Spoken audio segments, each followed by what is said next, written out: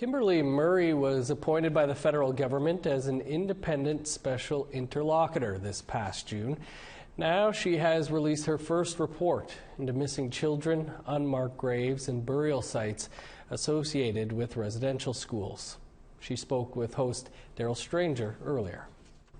Ms. Murray, thanks for taking some time out of your day today. You've been in your role as Special Interlocutor for 5 months now. What are some of the highlights of your work so far?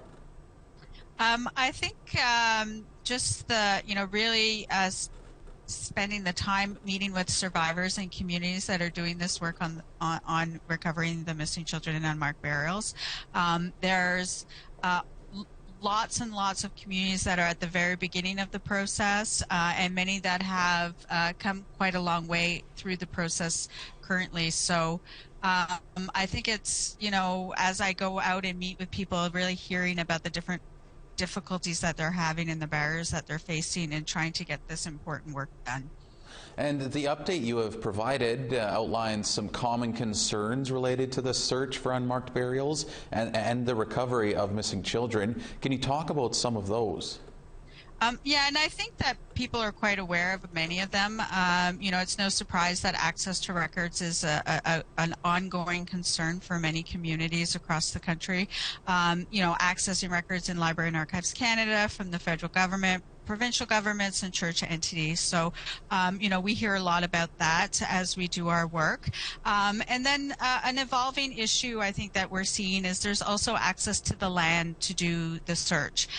So many of the grounds are now privately owned, not in the hands of First Nations or Inuit or Métis communities, and they're having to ask landowners to give them access to do the proper search of the grounds. So that's an evolving concern and issue that we're seeing arising across the country as work progresses. And lastly here, before we let you go, you have a 2-year mandate, and there are a number of upcoming national gatherings, including one here in Winnipeg, I believe, in 2 weeks' time or so.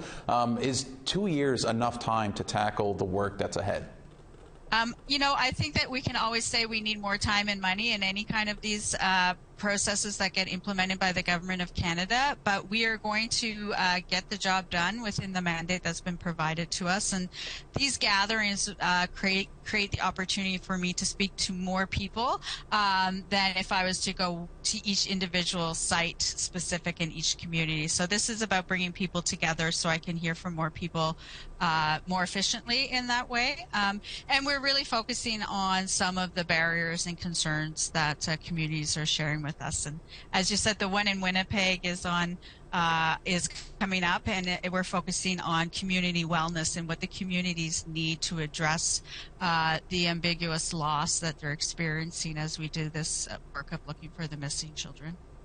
Well, we're going to have to leave it there, Ms. Murray, but we certainly appreciate you taking some time out of your day to update us on everything that's going on with your job. So thank you. Thank you.